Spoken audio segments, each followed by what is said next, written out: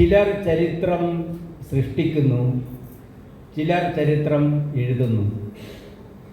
മൂന്നാമതൊരു കൂട്ടർ ചരിത്രം സൃഷ്ടിക്കുകയും ചരിത്രം എഴുതുകയും ചെയ്യുന്നു. ഈ വാചകം വിൻസ്റ്റൺ ചർച്ചിലിനെ കുറിച്ച് അദ്ദേഹത്തിൻ്റെ ഒരു ജീവചരിത്രകാരൻ പറഞ്ഞതാണ്.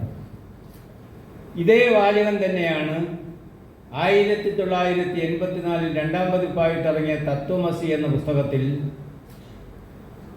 കേരള സർവകലാശാലയിലെ മാനുസ്ക്രിപ്റ്റിൻ്റെ ഡയറക്ടർ പ്രൊഫസർ ആയിരുന്ന ഡോക്ടർ കെ രാഘവൻ പിള്ള സാറിൻ്റെ മുഖവുരയിൽ അദ്ദേഹം ആരംഭിക്കുന്നത് ഈ വാചകം തന്നെയാണ്. ഇതിൻ്റെ പ്രസക്തി എന്ത് എന്ന് ചോദിച്ചു കഴിഞ്ഞാൽ, ഈ വാചകം ഞാൻ കടമെടുത്തുകൊണ്ട് ഞാൻ അർത്ഥശങ്കയ്ക്കിടയില്ലാതെ ആവർത്തിച്ചു പറയട്ടെ. ഇവിടെ കറുത്ത ചിറകുള്ള വെളിച്ചം അഥവാ ലൈറ്റ് വിത്ത് ഡാർക്ക് വിങ്സ് എന്ന അസാധാരണമായ ഒരു കൃതിയിലൂടെ ചരിത്രം രചിച്ചിരിക്കുന്നു, ചരിത്രം സൃഷ്ടിച്ചിരിക്കുന്നു ഈ ചന്ദ്രസേനൻ മിതിർമല സാർ. അതെത്തരത്തിലാണെന്ന് ഈ പുസ്തകം വായിക്കുന്ന നിങ്ങൾക്ക് ഓരോരുത്തർക്കും മനസ്സിലാക്കാനായിട്ട് കഴിയും. അത്ര മനോഹരമായിട്ടുള്ളതാണ് ഈ പുസ്തകം എന്ന് ഞാൻ ആദ്യമേ തന്നെ അറിയിക്കട്ടെ. 224 പുറങ്ങളിലായി 42 ലേഖനങ്ങൾ. ഈ ലേഖനങ്ങളുടെ പ്രത്യേകത എന്ന് പറയുന്നത്, ഇവിടെ മാഡം പറഞ്ഞതുപോലെ അറിവ് ഉണ്ട്. അറിവ് വളരുന്നതിനനുസരിച്ച് അന്ധവിശ്വാസങ്ങളും വളരുന്നു. ആ അന്ധവിശ്വാസത്തിൻ്റെ കറുത്ത പന്തൽ മുറിച്ചിട്ടുകൊണ്ട് അതിൻ്റെ കറുത്ത ചിറകുകൾ അരിഞ്ഞെറിഞ്ഞ് അറിവിൻ്റെ ശാസ്ത്രീയമായ വെളിച്ചം കാട്ടിത്തരുന്ന അധികം മൂർച്ചയുള്ള ഒരു പടവാളാണ് ഈ ചന്ദ്രസേനൻ മിതിർമല സാറിൻ്റെ കയ്യിലുള്ളത് എന്ന് ഈ പുസ്തകം തെളിയിക്കുന്നു.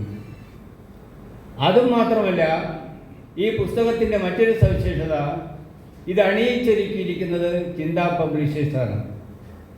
പ്രസിദ്ധീകരണ മേഖലയിൽ ഏറെ പ്രസിദ്ധരായിട്ടുള്ള അവരുടെ കിരീടത്തിൽ മറ്റൊരു പീലിത്തുമ്പാണ് ഈ കൃതി എന്നുകൂടെ പറഞ്ഞുകൊള്ളട്ടെ.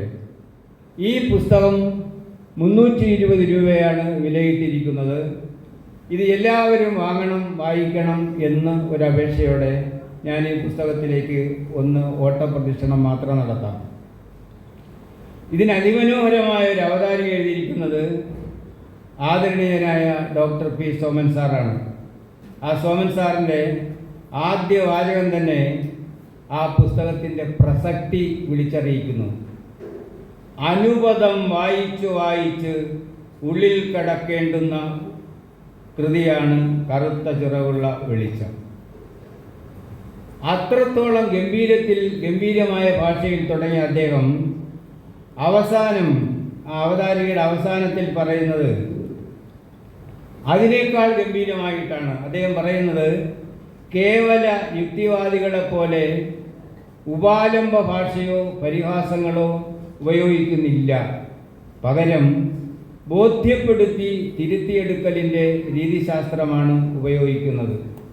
വെടിക്കുറ്റിയിൽ കരിമരുന്നിടിച്ച് നിറയ്ക്കുന്നത് പോലെ ജ്ഞാനപദ്ധതികളെ സാന്ദ്രമാക്കിക്കൊണ്ടുള്ള പ്രതിപാദനം ഗൗരവപൂർണമായ വായനയെയാണ് കറുത്ത ചിറകുള്ള വെളിച്ചം ആവശ്യപ്പെടുന്നത്.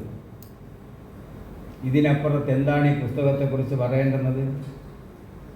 അത്രത്തോളം ശരിക്ക് നിറസദ്യയാണ് ഈ 224 പേജുകളിൽ അദ്ദേഹം അടക്കി ഒതുക്കി ഇരുത്തിയിരിക്കുന്നത്. അതുമാത്രമല്ല, ഈ 42 ലേഖനങ്ങൾ ശരിക്ക് അന്ധവിശ്വാസങ്ങളും അനാചാരങ്ങളും എത്തരത്തിൽ ഇവിടെ മൂടുപിടിക്കുന്നു, അതെത്തരത്തിൽ വികസിക്കുന്നു, അതെത്തരത്തിൽ ശക്തി പ്രാപിക്കുന്നു, അതെത്തരത്തിൽ സ്വാധീനിക്കുന്നു എന്നുള്ളതിനോടൊപ്പം അവയുടെ ചരിത്രം കൂടെ അതിമനോഹരമായിട്ട് വിവരിക്കാൻ കൂടെ ലേഖകൻ തയ്യാറാവുന്നു എന്നുള്ളതാണ്. നമുക്കറിയാം, ലൈറ്റ് അറിവാണ്, അറിവ് ശക്തിയാണ്. അതിനേക്കാൾ ഉപരിയായിട്ട് അത് ശാസ്ത്രീയമായിട്ടുള്ളൊരു വിശ്വാസമാണ്. ആ ലൈറ്റിൽ ശരിക്ക് ഒരു കറുത്ത ചിറക് വരുമ്പോൾ അത് അന്ധവിശ്വാസമായിട്ടും അനാചാരമായിട്ടും അർത്ഥശൂന്യമായിട്ടുള്ള വിശ്വാസങ്ങളും ആയിട്ട് മാറുന്നു. അത് മനസ്സിലാക്കിയിട്ടുള്ള ചന്ദ്രസേനൻ നിർമ്മല അദ്ദേഹത്തിൻ്റെ ആദ്യ ലേഖനമെന്ന് പറയുന്നത് തന്നെ വിശ്വാസം അതല്ല എല്ലാം എന്നാണ്. നമ്മൾ കേട്ടിരിക്കുന്ന പരസ്യം വിശ്വാസം അതല്ലേ എല്ലാം എന്നുള്ളതാണ്. അതിനെ അതല്ല എല്ലാം എന്ന് പറഞ്ഞിട്ട് അത് ആ ലേഖനത്തിനകത്ത് ശരിക്ക് കൂടെ കൂട്ടുന്ന ഒരു പ്രധാന ഘടകമെന്ന് പറയുന്നത് മനുഷ്യൻ്റെ ചരിത്രമെന്ന് പറയുന്നത് അന്ധവിശ്വാസങ്ങളുടെ ചരിത്രം കൂടെയാണ്. മനുഷ്യൻ്റെ വളർച്ചയെന്ന് പറയുന്നത് അന്ധവിശ്വാസങ്ങളുടെ വളർച്ച കൂടെയാണ്. അതിനകത്ത് മാജിക്കും മറ്റു ഘടകങ്ങളും ഒക്കെ ശരിക്കും അദ്ദേഹം പരോക്ഷമായിട്ട് അകലെക്കൂട്ടി അതിമനോഹരമായിട്ട് ഉൾക്കൊള്ളിക്കുന്നു എന്നുള്ളതാണ് വസ്തുത. ഞാൻ ആ ലേഖനങ്ങളുടെ ഉള്ളറയിലേക്ക് കടക്കാൻ സമയമില്ലാത്തതുകൊണ്ട് ഒരു ഓട്ടപ്രദർശനം മാത്രമേ നടത്തുന്നുള്ളൂ. രണ്ടാമത്തെ ലേഖനത്തിൽ കണ്ണ് മൂടിക്കെട്ടുന്ന കേരളം. കണ്ണ് മൂടിക്കെട്ടുന്ന കേരളം എന്ന് പറയുന്നതിന് ആ തലക്കെട്ടിനും ശരിക്കും ഒരു പ്രത്യേകതയുണ്ട്. കേരളത്തിൻ്റെ പ്രത്യേകത സാക്ഷര കേരളമാണ്. എല്ലാവർക്കും വിവരവും വിദ്യാഭ്യാസവും ഉണ്ട്. എന്നിട്ടും ശരിക്ക് ഏറ്റവും കൂടുതൽ പറ്റിക്കപ്പെടുന്നത്, അബദ്ധത്തിൽ ചെന്നപ്പെടുന്നത് കേരളീയരാണ്, മലയാളികളാണെന്ന് അദ്ദേഹം ആടിൻ്റെ കഥയിലൂടെയും അതുപോലെ തേക്കിൻ്റെ കഥയിലൂടെയും മാജിക്കിൻ്റെ കഥയിലൂടെയും മാഗ്നറ്റിക് ബെഡിൻ്റെ കഥയിലൂടെയും സർവ രോഗസംഹാരിണിയായ അടിവസ്ത്രങ്ങളുടെ കഥയിലൂടെയും അദ്ദേഹം ഇവിടെ മനോഹരമായി അവതരിപ്പിക്കുന്നു. അതുമാത്രമല്ല, തമിഴ്നാട്ടിലൊക്കെ ഉണ്ടാക്കുന്ന ഈ മോശപ്പെട്ട ഇത്തരത്തിൽ അന്ധവിശ്വാസം ജനിപ്പിക്കുന്ന ഈ ഘടകങ്ങൾ ഏറ്റവും കൂടുതൽ കേരളത്തിൽ വിറ്റഴിക്കപ്പെടുന്നു എന്നുള്ളതാണ് വസ്തുത. ഇതൊരു പാരാനോർമൽ സൈക്കോളജി ആയിട്ട് അറിവ് കൂടുന്തോറും ശരിക്കും വളരുന്നു എന്ന് അദ്ദേഹം അതിമനോഹരമായിട്ട് പറയുന്നു. ഇത് ഒരു ഇൻഫർമേഷൻ പൊല്യൂഷൻ ആണെന്ന് കൂടെ അദ്ദേഹം ഇതിനകത്ത് സാക്ഷ്യപ്പെടുത്തുന്നു എന്നുള്ളതാണ് വസ്തുത. അതിനോടൊപ്പം തന്നെ കണ്ണ് കെട്ടി ബൈക്ക് ഓടിക്കുന്ന അതിൻ്റെ രഹസ്യവും മറ്റു കാര്യങ്ങളും അദ്ദേഹം ഇതിനകത്ത് പറയുന്നുണ്ട്. ഒപ്പം അന്ധവിശ്വാസത്തിൻ്റെ ഭിന്നഭാവങ്ങൾ, ഫെസിലിറ്റേറ്റഡ് കമ്മ്യൂണിക്കേഷൻ എന്ന് പറയുന്നൊരു കൺസെപ്റ്റ് അതിമനോഹരമായിട്ട് ആ ലേഖനത്തിൽ അദ്ദേഹം ഉൾക്കൊള്ളിച്ചിട്ടുണ്ട്. അതിനെക്കുറിച്ച് വ്യക്തമായിട്ട് അദ്ദേഹം സംസാരിക്കാനും തയ്യാറാവുന്നുണ്ട്. എല്ലാ കാര്യങ്ങളും ഞാൻ ഉൾക്കൊള്ളിക്കാൻ പറ്റാത്തത് കൊണ്ടാണ്. ക്ലവർ ഹാൻസ് എന്ന് പറയുന്ന മറ്റൊരു ലേഖനം. ക്ലവർ ഹാൻസ് ഒരു കുതിരയാണ് ജർമ്മനിയിൽ. ആ കുതിരയോട് ശരിക്ക് ഏത് കണക്ക് ചോദിച്ചാലും ഏത് സംശയം ചോദിച്ചാലും അത് ഉത്തരം പറയും. ആ ഉത്തരം മനുഷ്യൻ പറയുന്നതിനേക്കാൾ ശരിയായിട്ട് പറയും എന്നുള്ളതാണ് വസ്തുത. അത് എത്തരത്തിൽ സംഭവിക്കുന്നു എന്നുള്ളതിൻ്റെ രഹസ്യം അദ്ദേഹം ആ ലേഖനത്തിൽ വെളിപ്പെടുത്തുന്നുണ്ട്. നമുക്കെല്ലാവർക്കും അറിയാം, ശരിക്ക് ഡൽഹിയിൽ ശരിക്ക് ഗണപതി വിഗ്രഹം പാല് കുടിച്ച കഥ. അതെങ്ങനെ പാല് കുടിച്ചു എന്നുള്ളത് വേറൊരു ചോദ്യം. അത് വിശ്വാസത്തിൻ്റെ മറ്റൊരു ശക്തി കേന്ദ്രമായിട്ട് മാറുകയാണ് ശരിക്കും ഉണ്ടായത്. കാപ്പിലറി ആക്ഷൻ എന്ന് പറയുന്ന കഥയായിരുന്നു, അല്ലെങ്കിൽ ആ കൺസെപ്റ്റായിരുന്നു, ശാസ്ത്രമായിരുന്നു അതിൻ്റെ പിന്നിലെന്നുള്ളത് ആരും മനസ്സിലാക്കിയിരുന്നില്ല. പാലിന് വില കൂടി, പാലുമായിട്ട് ആൾക്കാരെത്തി, ഇതെല്ലാം ഗണപതി കുടിച്ചു തീർത്തു എന്നുള്ളതാണ്. സ്കൂൾ ക്ലാസ്സുകളിൽ പഠിക്കുന്ന ആ ശാസ്ത്രീയമായിട്ടുള്ള തത്വം, ആ സത്യം വളർന്നൊരുപാട് അറിവ് കിട്ടിയ നമ്മൾ പൂർണ്ണമായിട്ടും മനസ്സിലാക്കി സമയോചിതമായിട്ട് പ്രതികരിക്കാൻ തയ്യാറാവുന്നില്ല എന്നുള്ളതാണ് ഈ അന്ധവിശ്വാസത്തിലൂടെ പൂർണ്ണമായിട്ടും അദ്ദേഹം പറയുന്നത്. അതുമാത്രവുമല്ല, ഭക്തി അതിക്രമിച്ചു കഴിഞ്ഞാൽ, അധികമായി കഴിഞ്ഞാൽ, അളവ് കൂടിക്കഴിഞ്ഞാൽ തീർച്ചയായിട്ടും നമ്മളെ ശക്തി ചോർന്നു പോകും. അതൊരു തരം ഭ്രാന്തായിട്ട് മാറും. എല്ലാത്തിനും ഒരു നിയന്ത്രണം വേണം എന്ന് അദ്ദേഹം പറയുന്നു.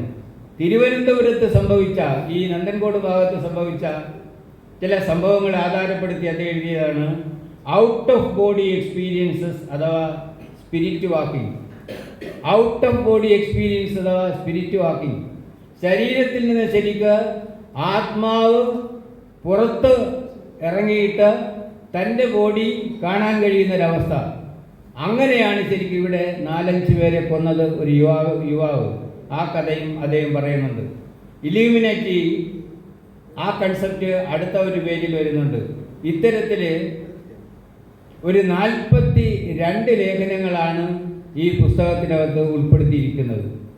പൂർണ്ണമായിട്ടും ഇത് വായിച്ചു കഴിയുമ്പോൾ നമ്മളെന്ന് പറയുന്ന വ്യക്തി എവിടെ നിൽക്കുന്നു, നമ്മളിൽ എത്രത്തോളം ശരിക്കും അന്ധവിശ്വാസമുണ്ട്, ആ അന്ധവിശ്വാസം എത്തരത്തിൽ മാറ്റാൻ കഴിയും എന്നും ഈ പുസ്തകം തീർച്ചയായിട്ടും നമ്മെ പഠിപ്പിക്കുന്നു എന്നുള്ളതാണ്. അതുകൊണ്ട് തന്നെ ഈ പുസ്തകം വായിച്ച് മനസ്സിലാക്കേണ്ടതിൻ്റെ അത്യാവശ്യകത ഏറെ കൂടുതലാണ് എന്ന് മാത്രം ഞാൻ പറയാൻ ആഗ്രഹിക്കുന്നു. ഏറ്റവും വ്യക്തമായിട്ട് രസാവഹമായിട്ട് അദ്ദേഹം പറയുന്നത്, അന്ധവിശ്വാസമുള്ള ആളിന് അയാൾ അന്ധവിശ്വാസിയാണെന്ന് ഒരിക്കലും അറിയില്ല എന്നുള്ളതാണ്. വിശ്വാസം അന്ധവിശ്വാസമാണോ അല്ലാത്ത വിശ്വാസമാണോ എന്നുള്ളത് വ്യക്തമായി അറിയുന്നില്ല. ശാസ്ത്രം വളരുന്നതിനനുസരിച്ച് അന്ധവിശ്വാസവും ശരിക്കും വളർന്നു വരുന്നു, അത് കൂടി വരുന്നു എന്നുള്ളതാണ് ഇതിൻ്റെ മറ്റൊരു വസ്തുത. ഈ പുസ്തകത്തിൻ്റെ സവിശേഷതകൾ എനിക്ക് തോന്നിയത് കൂടെ പറഞ്ഞുകൊണ്ട് ഞാൻ അവസാനിപ്പിക്കാം. ഒന്ന്, ഗവേഷണ സ്വഭാവമുള്ള ഒരു ഉന്നത വൈജ്ഞാനിക സതുദ്യമം. ഇതൊരു ഗവേഷണ ഗ്രന്ഥം തന്നെയാണ്. ഏറെ കാലം ശരിക്കും ഏറെ പീരിയോഡിക്കൽസും ഏറെ ജേണൽസും റിപ്പോർട്ടേഴ്സും ഇതര പുസ്തകങ്ങളുമൊക്കെ ശേഖരിച്ചുകൊണ്ടായിരിക്കണം, അത് പഠിച്ചിട്ടായിരിക്കണം അദ്ദേഹം ഇത്തരത്തിലൊരു കൃതി ഈ സമൂഹത്തിന് വേണ്ടി എഴുതിയത്. രണ്ടാമത്തത്, വിഭിന്നങ്ങളായ അന്ധവിശ്വാസങ്ങളുടെ ചരിത്രം, അതിൻ്റെ സ്വഭാവം, അതിൻ്റെ വളർച്ച, സ്വാധീനം, പരിഹാരം തുടങ്ങിയവ സമഗ്രമായും സമർത്ഥമായും വിവരിക്കുന്ന അറിവിൻ്റെ മുത്തുക്കുട വിടർത്തുന്ന ഒരു പുസ്തകമായിട്ട് ഇതിനെ കാണാവുന്നതാണ്. ഇതിൽ ഉദാഹരണങ്ങളും ഉദ്ധരണികളും സിദ്ധാന്തങ്ങളും പഠനങ്ങളും യഥോചിതം തുന്നിച്ചേർത്തിട്ടുണ്ട്. ഒരുപാട് ഉദ്ധരണികൾ, ഒരുപാട് പഠനങ്ങൾ ഈ ലോകത്തിൽ ശരിക്കും സൈക്കോളജിയിലും ബിഹേവിയറൽ സയൻസിലും മാനേജ്മെൻറ്റിലൊക്കെ വന്നിട്ടുള്ള ഒത്തിരി സിദ്ധാന്തങ്ങൾ ഇതിനകത്ത് പരാമർശിച്ചിട്ടുണ്ട്. അതുമാത്രവുമല്ല, മനഃശാസ്ത്ര സമീപനത്തോടൊപ്പം കൃത്യത, ക്ലിപ്തത, സൂക്ഷ്മത, വ്യക്തത, സത്യസന്ധത, ഹ്രസ്വത എന്നിവ പൂർണ്ണമായിട്ടും ഈ പുസ്തകത്തിൽ നിലനിർത്താൻ അദ്ദേഹം ശ്രമിക്കുന്നു. 2, 3 അല്ലെങ്കിൽ 4 പേജിനപ്പുറത്തില്ല ഒരു ലേഖനം. അതുകൊണ്ട് ഹ്രസ്വത പൂർണ്ണമായിട്ടും നിലനിർത്തിയിട്ടുണ്ട്. ഓരോ ശീർഷകവും ആകർഷണീയവും നൂതനവും ആണെന്നുള്ളതിൽ ഒരു സംശയം വേണ്ട. ആദ്യത്തെ ശീർഷകം തന്നെ നമ്മൾ കണ്ടു. അത് കൂടാതെ തന്നെ ഏറെ ശീർഷകങ്ങളുണ്ട്. വിഗ്രഹം പാല് കുടിക്കുമ്പോൾ 13-ൽ വെള്ളി, 13-ാം തീയതിയും വെള്ളിയാഴ്ചയും കൂടെ ഒരുമിച്ച് വന്നാലുള്ള അവസ്ഥ ഇതിലെ ലേഖനമാണ്. അത് ആത്മീയ രസായന വിദ്യ. അത് കേട്ടാൽ തോന്നും ശരിക്കും എന്തോ രസായനമാണ് കഴിക്കാൻ നമുക്ക് പറ്റുമെന്ന്. സൂചന കണ്ട് പഠിച്ചില്ലെങ്കിൽ ഇതൊക്കെ ഇതിനകത്തെ ശീർഷകങ്ങളാണ്. ഈ ശീർഷകങ്ങൾ തന്നെ നമ്മൾ കണ്ടാൽ ഈ പുസ്തകം വായിക്കാൻ തീർച്ചയായിട്ടും തോന്നും. മറ്റൊരു സവിശേഷത, അഴകും ഒഴുക്കുമുള്ള ലളിത ഭാഷയും ശാസ്ത്രീയ അടിസ്ഥാനത്തോടെയുള്ള ആഖ്യാന വ്യാഖ്യാനങ്ങൾ. ഭാഷ വളരെ ലളിതമാണ്. ഒരു കവിത എഴുതുന്ന അല്ലെങ്കിൽ വായിച്ചു പോകുന്ന രീതിയിൽ നമുക്ക് വായിക്കാവുന്നേ ഉള്ളൂ. അത്ര മനോഹരമാണ്.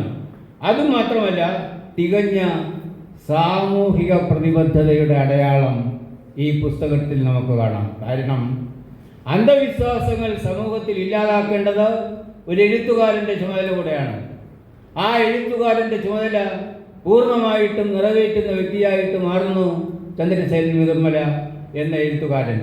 അതുകൊണ്ട് തന്നെ സാമൂഹിക പ്രതിബദ്ധത ഇതിൽ പൂർണ്ണമായിട്ടും ഉണ്ടെന്നുള്ളതിൽ ഒരു സംശയം വേണ്ട.